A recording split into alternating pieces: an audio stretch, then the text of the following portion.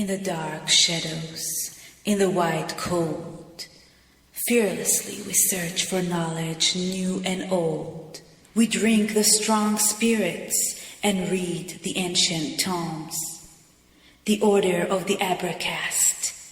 We are the brave and the bold. Marxist philosophy holds that the most important problem does not lie in the understanding of the laws of the objective world, and thus being able to explain it, but in applying the knowledge of these laws actively to change the world. Mao Zedong. The Abracast. Occult, history, conspiracy, and violence.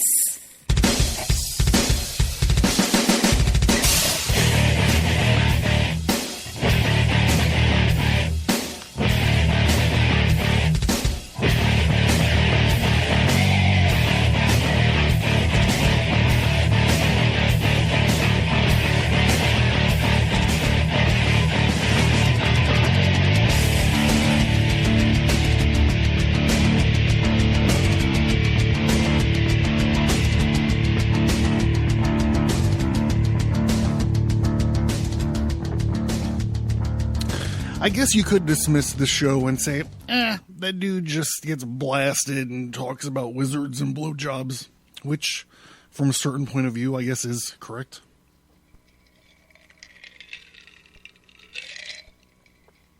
You know, there's the tagline of the show that sums it up: occult, history, conspiracy, and violence.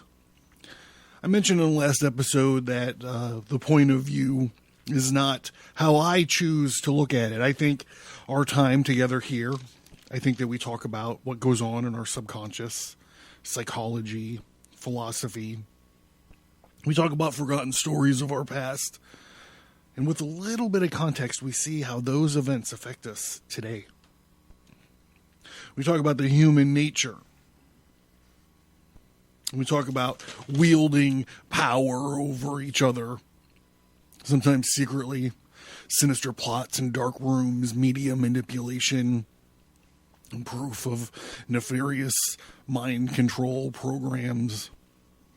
If you tuned in and you're like, oh, not another Marxism episode, you're supposed to be talking about occult.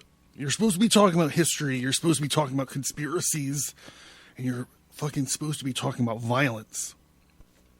To me, this isn't really an episode about Marxism or politics. It's an episode about history and being doomed to repeat it. So please feel free to skip it. Come back if you want. I hope you do. This is not an episode about defending some statues of racists. I don't care about statues coming down. But here's a news flash. Maybe there should be a law passed or some sort of degree. Maybe some leader should sign some piece of paper and it gets taken down peacefully.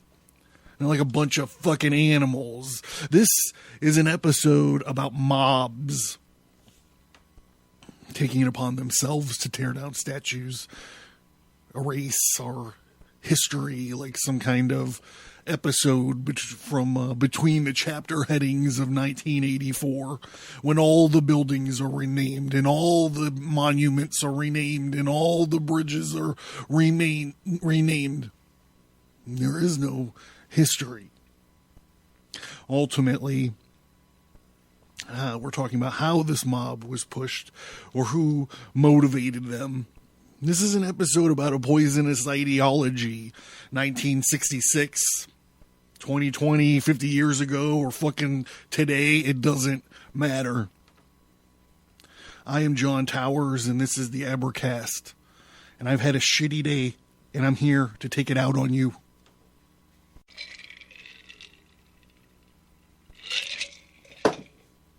So there's 2 or 3 featured articles today. The Cultural Revolution, all you need to know about China's political convulsion, and the Cultural Revolution 50 years on. It was the worst of times. I'm also going to be singing a song halfway through the episode. So there's that to fucking look forward to. This might be giant-sized episode. We'll see what happens. We'll see how much babbling I do. Before we get too much farther, check out the t-shirt store.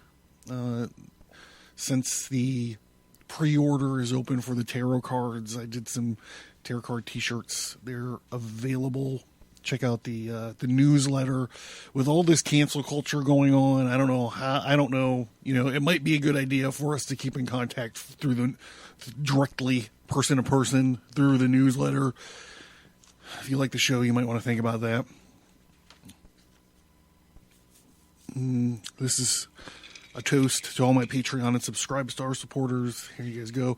I don't want to name anybody. I don't want to name anybody this episode. I don't want to get anybody in trouble.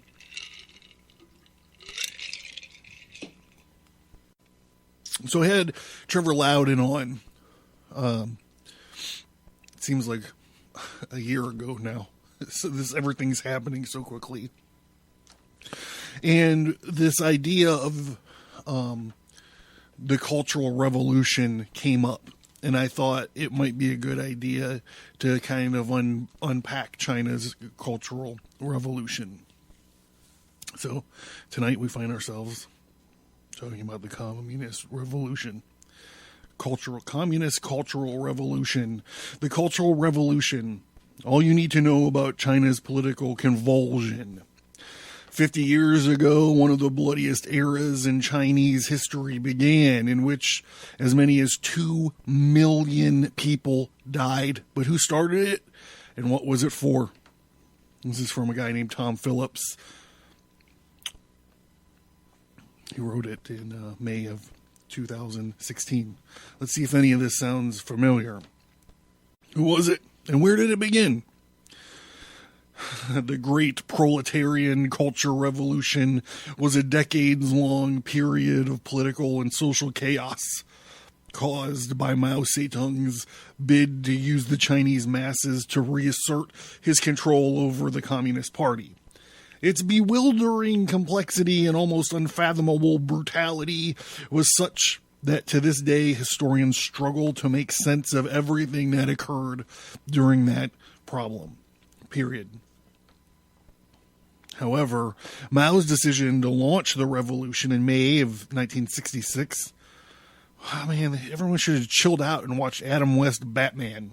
That's what you should have been doing in 1966, as now widely interpreted as an attempt to destroy his enemies by unleashing the people on the party and urging them to purify its ranks.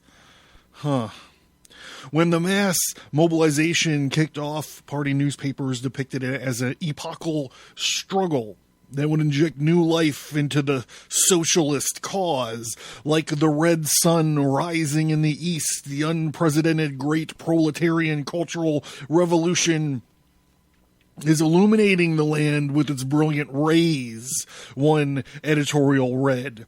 In fact, the Cultural Revolution crippled the economy, ruined millions of lives, and thrust China into 10 years of turmoil, bloodshed, hunger, and stagnation. Gangs of students in Red Guard attacked people wearing bourgeoisie clothes on the street. Imperialist signs were torn down, and intellectual and party officials were murdered or driven to suicide. Here's something that you see when people start ripping down statues. People come next. Statues first, check.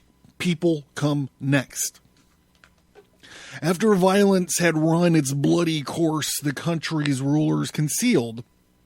It had been a catastrophe that brought nothing but grave disorder, damage, and retrogression. An official party reckoning described it as a catastrophe which had caused the most severe setback and the heaviest losses suffered by the party, the country, and the people since the founding of the People's Republic in 1949. Whose idea was it? And what was the aim? The Cultural Revolution was the brainchild of China's great helmsman, Chairman Mao Zedong. 17 years after his troops seized power, Mao saw his latest political campaign as a way of reinvigorating the communist revolution by strengthening ideology and weeding out opponents. Quote, "Our objective is to struggle against and crush those persons in authority whom are taking the capitalist road, so as to facilitate the consolidation and development of the socialist system." Unquote. One early directive stated. Frank Dicktoter, the author of a new book on the period, says Mao hoped his movement would make China the pinnacle of the socialist universe and turn him into the man who leads planet Earth into communism. But God, Cobra. Fucking, all right, not Cobra. Alex Jones does that one. He probably does all of them. Anyhow, just fucking James Bond villainy. But it was also an attempt by the elderly dictator whose authority had been badly hit by the calamitous Great Famine of 1950 to reassert control over the party by obliterating his enemies, real or imagined. It was a power struggle waged behind a smokescreen of a fictitious mass movement. Fictitious mass movement, Belgian scholar Pierre Reichman wrote in his damning account of the Cultural Revolution, The Chairman's New Clothes. So how exactly did it start? Most historians agree the Cultural Revolution began in May 1966. Meanwhile, behind the facade of this innocent-looking bookstore, when the party chiefs in Beijing issued a document known as the May 16th Notification, it warned that the party had been infiltrated by counter-revolutionary revisionists who were plotting to create a dictatorship of the bourgeoisie. A fortnight later, on 1 June, the party's official mouthpiece newspaper urged the masses to clear away the evil habits of old society by launching an all-out assault on monsters and demons. Chinese students sprung into action, setting up the Red Guard divisions in classrooms and campuses across the country. By August 1966, the so-called Red August, the mayhem was in full swing as Mao's allies urged the Red Guard to destroy the four olds: old ideas, old customs, old habits, and old culture. This is what it is. Habits, culture, ideas, tradition. You forgot that one. Schools and universities were closed churches, shrines, libraries, shops, and private homes ransacked or destroyed as an assault on feudal traditions began. Gangs of teenagers in red armbands and military fatigues roamed the streets and cities as Beijing and Shanghai, setting upon those with bourgeoisie clothes or reactionary haircuts. Imperialist street signs were torn down. Party officials, teachers, intellectuals found themselves in the crosshairs and were publicly humiliated. Here's another one that we're looking at. Beaten and in some cases murdered or driven to suicide after vicious struggle sessions. Blood flowed as Mao ordered security forces not to interfere with the Red Guard's work. Nearly 1,800 people lost their lives in Beijing in August and September in 1966 alone. But what happened next? Well, I'm glad that you asked.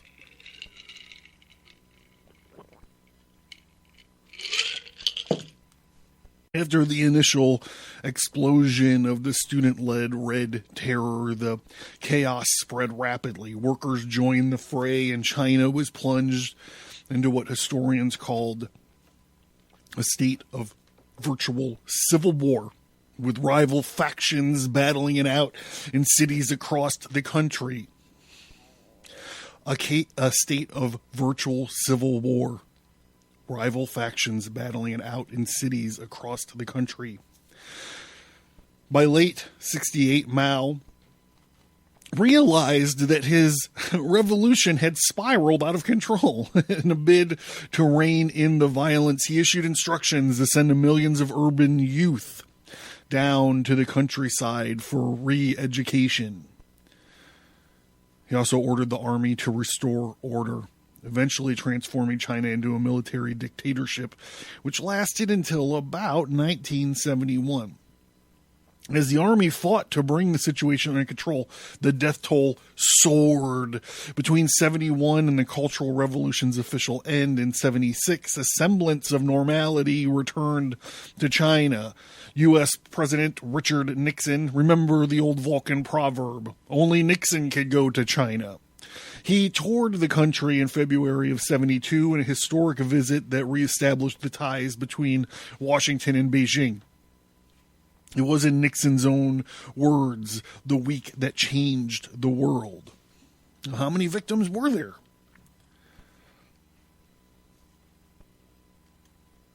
Historians believe somewhere between 500,000 and 2 million people had lost their lives as a result of the Cultural Revolution. Perhaps the worst affected region was the southern province of Guganxi? I don't know. I'm not even apologizing. Were the reports of mass killings, and guess what? Even cannibalism.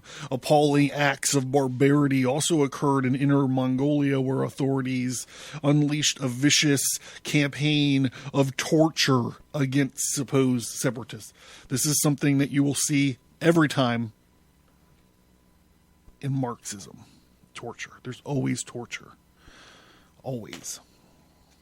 Even China's feline population suffered as the Red Guard tried to eliminate what they claimed was a symbol of bourgeoisie decadence. Oh my God.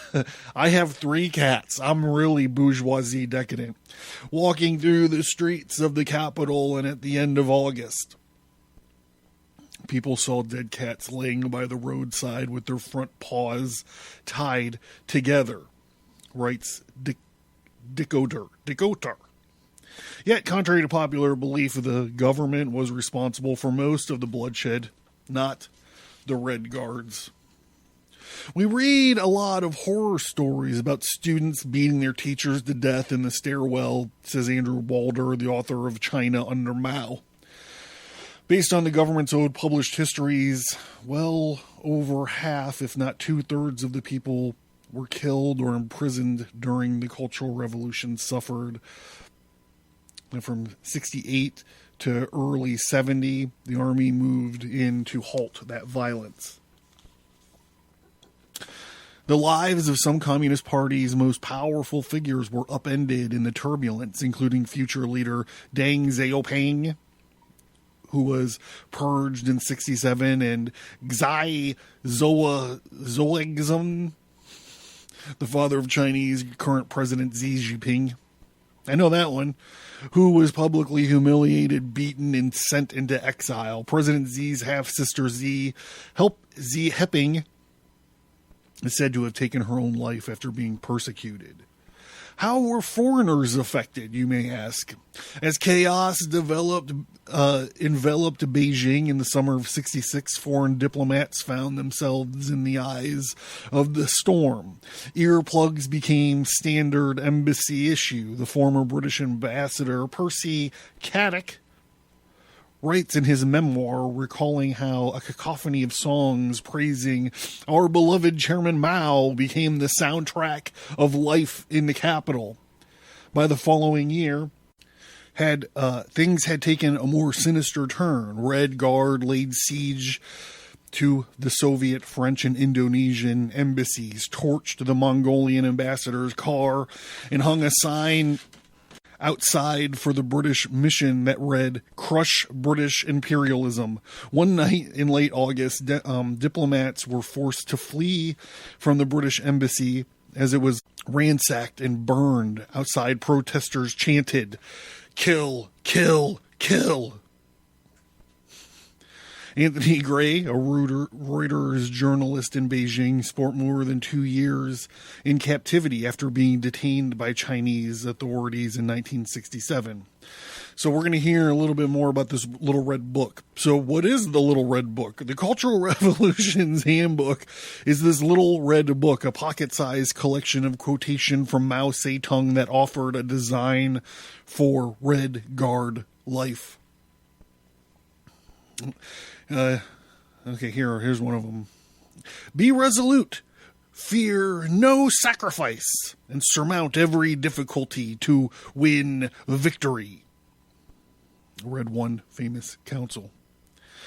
At the height of the Cultural Revolution, the Little Red Book reading sessions were held on public buses and even in the skies above China as hostesses preached Mao's words of wisdom to their passengers during the 1960s. The Little Red Book is said to have been the most printed book on Earth, with more than 1 billion copies printed.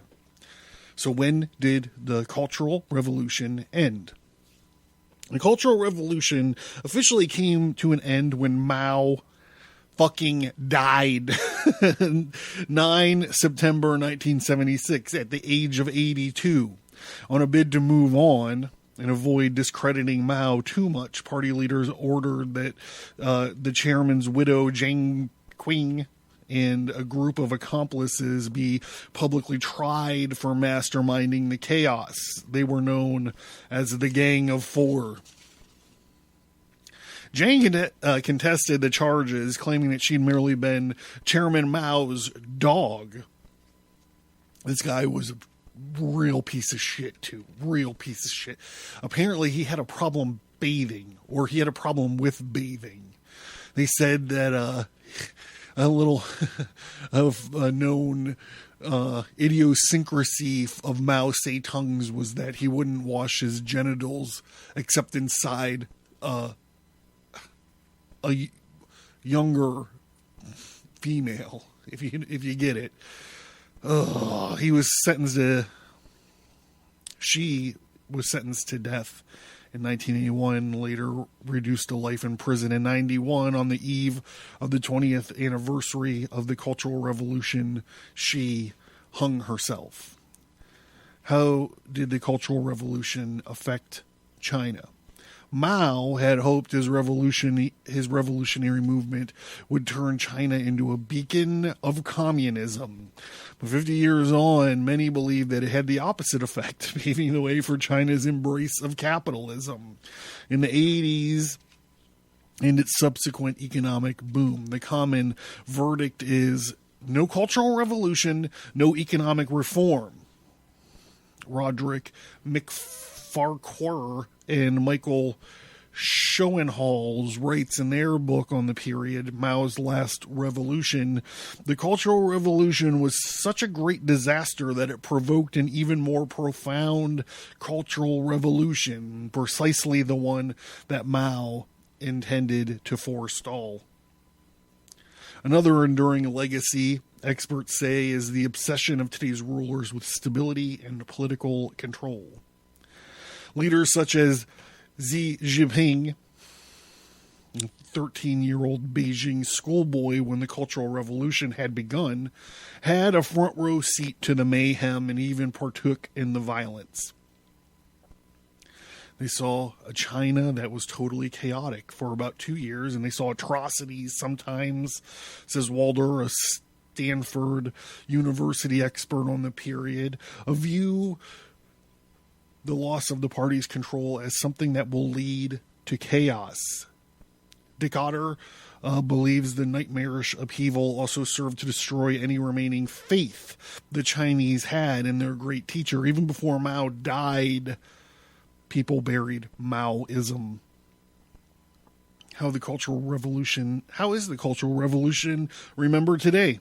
After Mao Zedong's death, the Communist Party made some attempts to confront the horrors of the previous decade. Some were punished for the violence, while those unfairly purged were persecuted, were rehabilitated. But those efforts petered out in the early 80s as Beijing became wary of implicating itself in the killing at a time of growing opposition from Chinese youth. Academics were discouraged from digging into the party's inconvenient truth. The past must be rewritten. History must be erased. Experts say Beijing would seek to mark this year's 50th anniversary with a deafening silence. They won't go there. It's just too damaging for the party, says Mick Farquhar. The party is guilty of 3 massive blows to the Chinese people: the Great Famine, the Cultural Revolution, and the destruction of the environment, which is ongoing now and in many ways, in fact, will be more deadly than the other 2 in the long run. This is the last it wants to say is that they were the guilty ones. A bitter public row over Mao-themed extravaganzas held in Beijing earlier this month has unexpectedly thrust the decade-long upheaval into the headlines.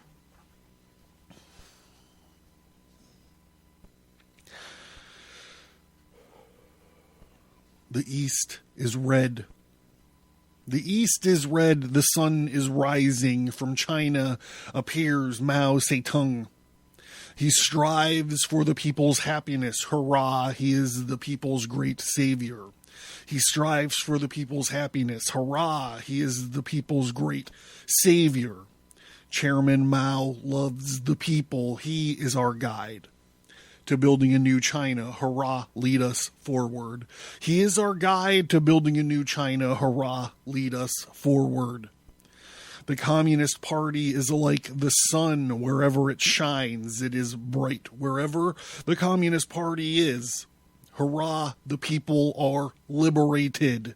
Wherever the Communist Party is, hurrah, the people are liberated. The East is red. The sun is rising. From China appears Mao Zedong. He strives for the people's happiness. Hurrah, he is the people's great savior.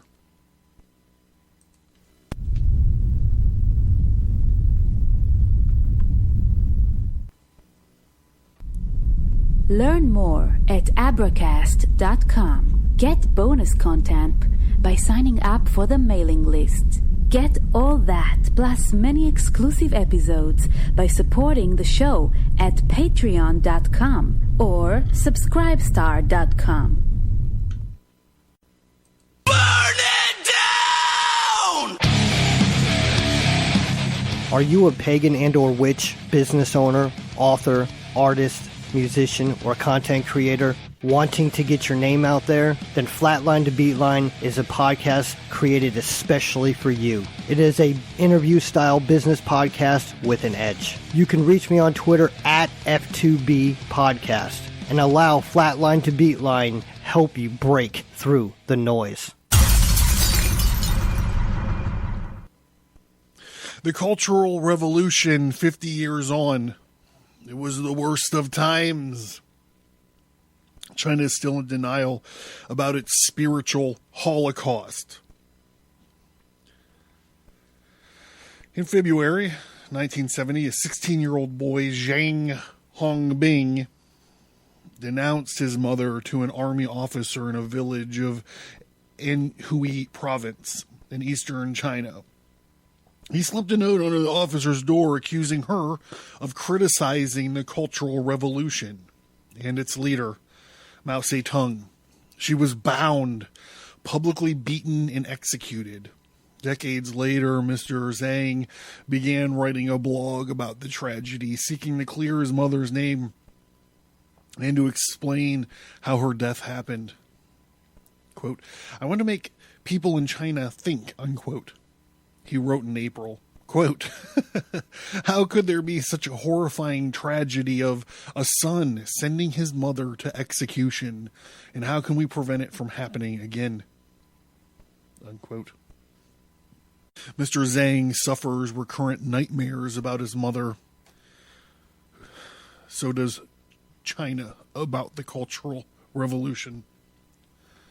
What documents at the time called the Great Proletarian Cultural Revolutionary Bugle to Advance first sounded 50 years ago, May 16th, 1966, when Mao approved a secret circular declaring war on representatives of the bourgeoisie who had sneaked into the Communist Party. A government, the army, and the various spheres of culture. Just over a year later, Mao wrote to his wife Jin Qing that he wanted to create, quote, great disorder under heaven, unquote, so as to achieve the greater order under heaven. He achieved only the first between May 66 and Mao's death in 76, which in effect ended the Cultural Revolution. Over 1 million people died. Millions more were banished from urban homes to the countryside. The tens of millions were humiliated or tortured. The Communist Party does not want any public commemoration of these horrors, although it has called the Cultural Revolution a catastrophe. It fears that too much scrutiny might call into question the party's fitness to rule, but debate about it still rages on the internet in China and eventually surfaces in mainstream publications. Its wounds are still raw. On May 2nd, the Great Hall of People in Tiananmen Square held a gala concert featuring red songs of the period, triggering uproar on social media. Xi Jinping, China's president, was himself a victim, yet his seeming fun. I see a slant to this article a little bit, right? Okay, let me get back on track. His seeming fondness for Mao, his contempt for Western liberal thinking, and his ruthless campaigns against political enemies caused some to see parallels between China of today and Mao's later years. Like an unexorcised demon, the Cultural Revolution still torments China. To most outsiders, the period was of those episodes of unreason that can afflict a great nation, comparably, say, to France's reign of terror in 1973. Through the nightmare lasted only 10 months and claimed fewer lives. The Cultural Revolution involved 3 years of mob violence, 3 years of this shit, of mob violence, an entire decade of terror or more. Even in 78, 2 years after Mao's death, the Cultural Revolution was officially described as being triumphant. It was a time of ignorance and folly. They beat her to death with their clubs, wrote a student about his teacher. It was immensely satisfying. Schools and universities closed for months or years on end, and when they reopened, Beijing Middle School number 2, 3 was held up as a model for devoting many hours to Mao Zedong. Thought in the Great Proletarian Cultural Revolution, and for dedicating a limited amount of time to general cultural knowledge, for example, Chinese, mathematics, and foreign languages.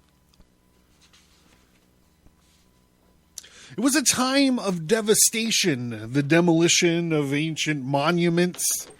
Oh, here we go. Wow, it's come full circle already, just like that.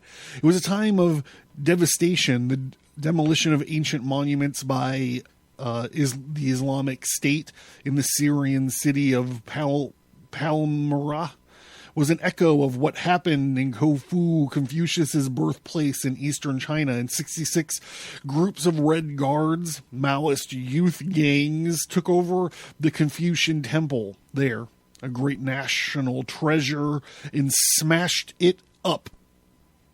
I'm sure they were all saying things like, Confucianism is bullshit. They destroyed thousands of manuscripts, ancient stone tablets, and other feudal properties. Of the 6,843 officially designated places of cultural and historic interest in Beijing, none of that, by the way, means it was nice or good in the modern lens of 1966. Places of cultural and historic interests don't have to be good. Oftentimes they should be where shitty things happened so we can fucking remember those shitty things and those shitty people. But alas, in my brilliant, I don't know what you would call it, monologue, I guess, I said that I wasn't going to stick up for racist statues, and that's true, I'm not. Just pointing some shit out. Okay. Cultural and historic interests in Beijing. Red Guards, out of 6,843, the Red Guard vandalized 4,922. Above all, it was a time of death. Here we go, full circle right back. In Wuhan, in central China, where 54 rival Red Guards groups fought it out, middle school students were paid 50 yen, roughly a month wages, by gang leaders to kill children in rival factions. I killed 5 kids with my star knife, wrote one teenager in Daxing, on the southern outskirts of Beijing. 325 people from a landlord and rich peasant families were killed in one night. The most of the bodies dumped down a well. A Chinese journalist who visited in 2000 was told of an old lady and her granddaughter being buried alive. Quote, "Granny, I'm getting sand in my eyes," unquote, the child cried. "Soon you will not feel it anymore," came the reply. In a nightmarish confluence of class hatred and reversion to primitive customs, it is claimed that the victims of Guangxi, a province in southern China, were eaten according to rank in the Cultural Revolution, A People's History, Frank Dictator. Well, we talked about this guy in the last article, too. Well, these articles were written the same year. Anyhow, Dick Cotter quotes his local account asserting that leaders feasted on the hearts and liver mixed with pork, while ordinary villagers were only allowed to peck at the victims' arms and thighs. Here's to your livers, bros. All you people that died in the Cultural Revolution and had your fucking livers eaten.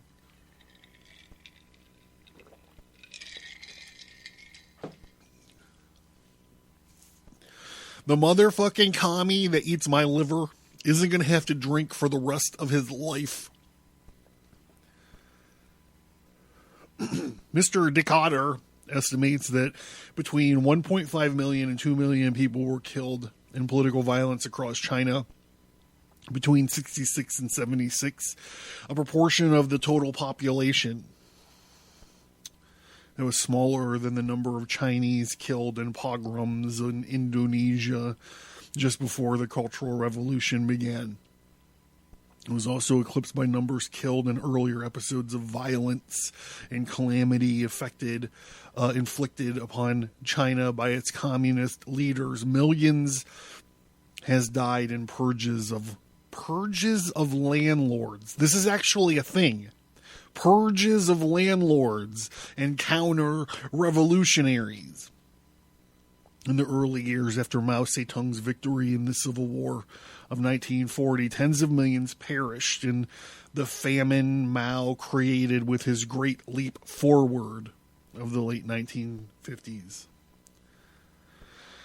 But what made the Cultural Revolution so unusual was its assault not only upon the lives, but also upon the values and norms by which these people had lived their lives for centuries. One of its core purposes was to accelerate the eradication of the four olds: customs, cultures, habits, and ideas.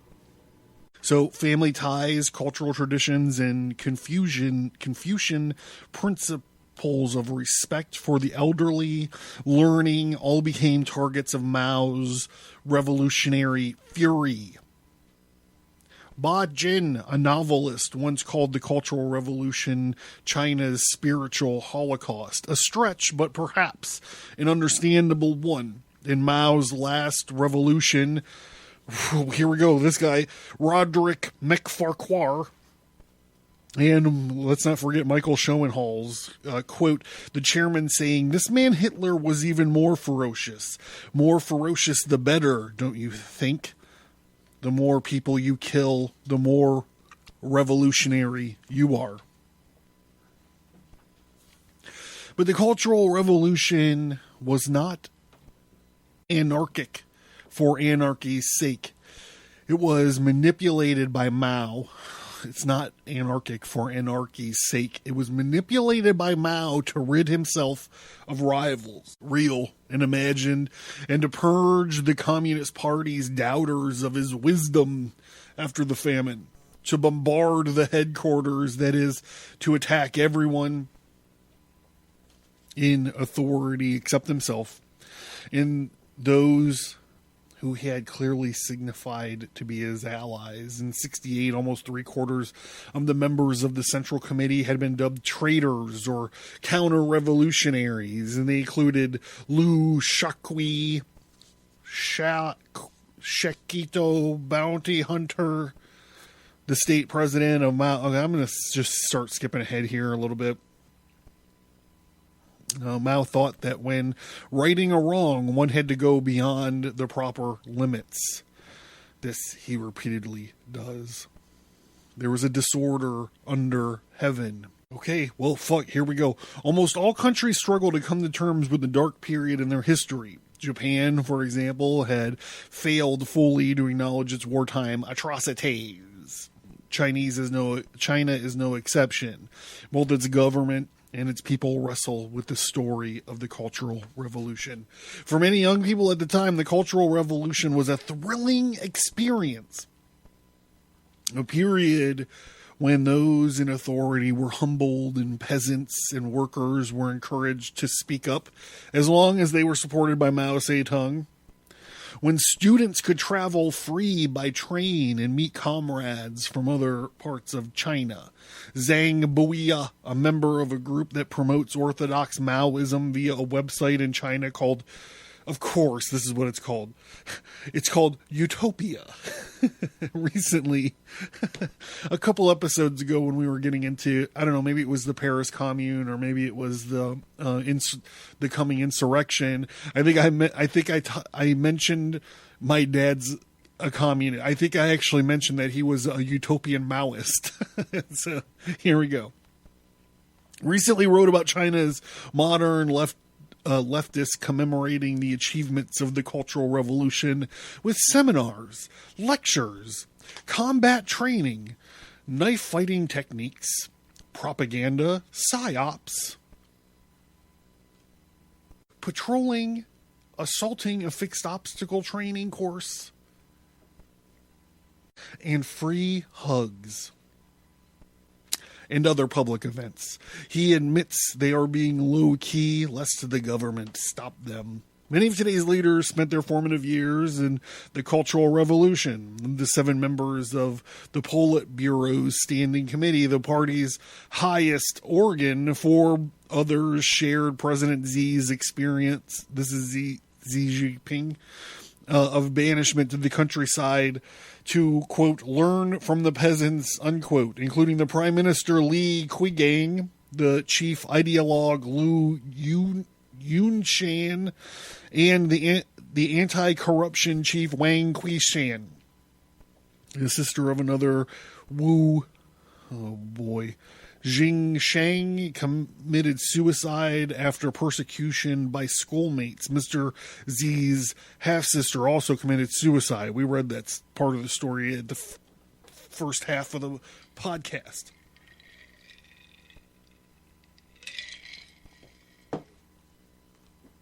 Many perpetrators survived, too many to prosecute, and millions were both perpetrators and victim. The Red Guard torturers were tortured in their turn. Among a generation of educated teenagers sent to the countryside were some who had been vicious fanatics, and although for some of those rusticated, the experience was liberating. For many, it was grim. Girls were raped.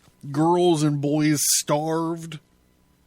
No wonder older Chinese do not want to revisit such memories. Thomas Plankers, a German psychologist, argues in The Landscape of the Chinese Soul that in few countries where people have come to terms with the dark period of their history, historians and public intellectuals have played vital roles in overcoming the reluctance of politicians and ordinary people to talk openly.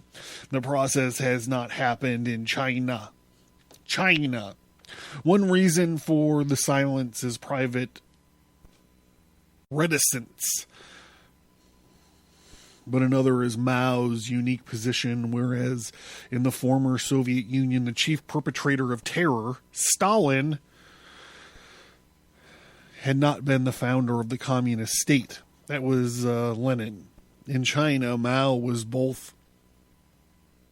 At the end of his life, he described his two proudest achievements as the founding of communist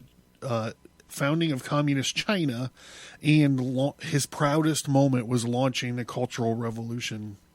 It's like hell on earth. This guy fucking loved it. I told you how gross he was, right? With the bathing thing. It's impossible to separate one from the other. Discrediting Comrade Mao Zedong, said Deng Xiaoping in 1981, would mean discrediting our party and our state. This could not be tolerated. So official historians, with Deng's guidance, concocted a careful formula. And in 1981, the Central Committee published resolution on certain questions in which the history of our party. It argued that Mao Zedong had initiated and led the Cultural Revolution, which it called a grave blunder. But look, it's history being rewritten again. This is the theme here in this episode. It's happening over and over and over again. You have to spin it. You have to knock it down. You got to put a new stupid fucking name on it. As for Lin Biao, who was Mao Zedong's chosen successor in 1969-1971, Zhang Quang and others, the matter is of an entirely different nature. They committed many crimes behind Mao's back, bringing disaster to the country and the people, and having established that, Deng said that he hoped to debate on a major historical question that could come to an end. It was a sort of historical amarada. So this is funny because it reminds me, like, I am a sucker for these Scientology shows. Like this Leah Remini one, and then the little jaunty British dude did whatever his fucking name is, did a documentary on Scientology. I'll watch them all. I'll just put them on and watch them all. Back to back to back, over and over and over again. Because it's fascinating to me. But all the motherfuckers that talk shit on, that like wake up and get red pilled to Scientology or whatever, they all talk shit on the people that are running it now. They'll all start talking shit on each other. They'll all start talking shit on the political environment of the organization. But none of them will look at the camera and go, yeah, you know, L. Ron Hubbard was fucking crazy. You know, all this Lord Xenu, Emperor Xenu, whatever, all this shit is just a pile of shit. None of them will ever fucking say it. None of them will ever be like, you know what, L. Ron Hubbard is a disgusting fucking Jabba the Hutt, gross motherfucker with the stupid hat. No one will ever talk shit on him. They always talk shit on this new guy, whatever Tom Cruise, the guy who loves Tom Cruise. They'll talk shit on that guy. What's his fucking name?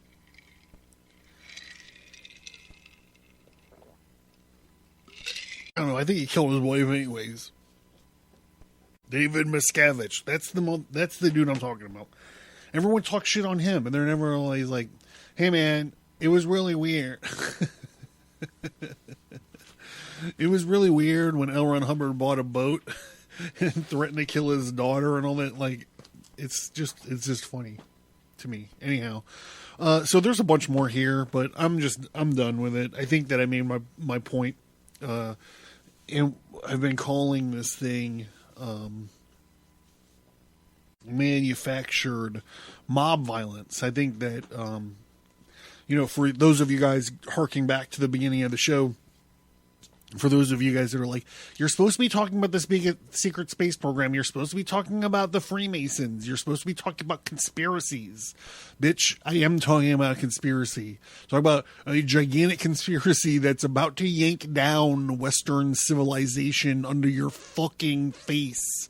That's the conspiracy that I'm talking about with you right now. This is just one part of it, bro. I'm John. This has been the Ambercast. Thank you for listening to this episode. Send an email or visit us on social media to let us know what you think about this topic. And please remember to leave a 5-star rate and review. Hey, did you learn something? Did you laugh? Supporting me is a way for you to be a part of the Abercast and ensure its growth and sustainability. It also means I can create a normal schedule for shows and bonus shows, as well as the exclusive Fellowcraft episodes. By supporting the show, you are not only a listener, but you are a part of the show. You supporting the show gives me a way to offer fun rewards as a thank you for showing your appreciation and support for our projects. Do you have an idea for a reward that you don't see? Let me know. My supporters are my partners. I currently pay for you to listen to the Abercast. Not only do I pay the hosting bills out of my own pocket, I volunteer my time and talent to each and every episode of the Abercast. The price of books, the time and resources of reading and researching, the massive amounts of gin and tonic needed, the equipment it takes to record the shows, the time and resources it takes to create the bonus material, and the cost to maintain the internet presence. Is it worth your support? I don't know. I am proud of the Abercast, and I feel like I'm improving all the time. In addition to creating the show that you dig and that you are excited about, I also have a full-time commitment and other obligations. So why financial support? All of the supporters help me focus my time on the quality and development of the podcast. And what if you can't afford, $1 or $3 or $10 or whatever a month? Believe me, I get that. There are many degrees of support, but if you can't support the show financially, please consider leaving a 5-star rate and review on your preferred podcast app. And don't forget that you can sign into the mailing list and still unlock a lot of bonus content. Thank you. I cannot put into words how much it means to me that you listen to the show each time I post a new episode. Your feedback, support, and love of the stories that we talk about here is what keeps me going.